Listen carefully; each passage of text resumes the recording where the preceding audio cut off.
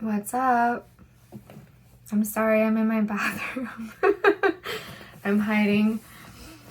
Oh, weird. Sorry, my hair is being weird. Whatever. I had found my book, Reason and Responsibility, Readings in Some Basic Problems in Philosophy by Joel Feinberg and Russ Schaefer-Lando.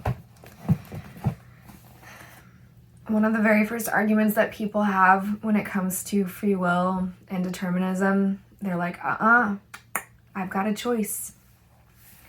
And I wanted to read this little short part in my book, but not that it's going to convince anybody, but choice does not prove freedom. In spite of these proofs of the want of free agency in man, so clear to unprejudiced minds, it will perhaps be insisted upon with no small feeling of triumph, that if it be proposed to anyone to move or not to move his hand, an action in the number of those called indifferent, he evidently appears to be the master of choosing.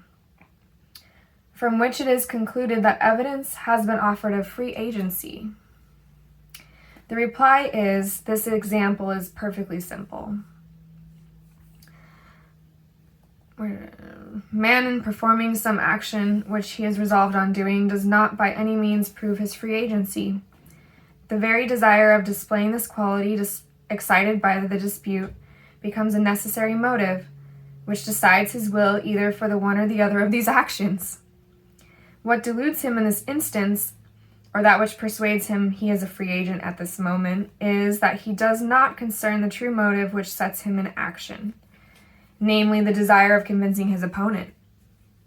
If in the heat of the dispute he insists and asks, "Am I not the master of throwing myself out of the window?" I shall answer him no.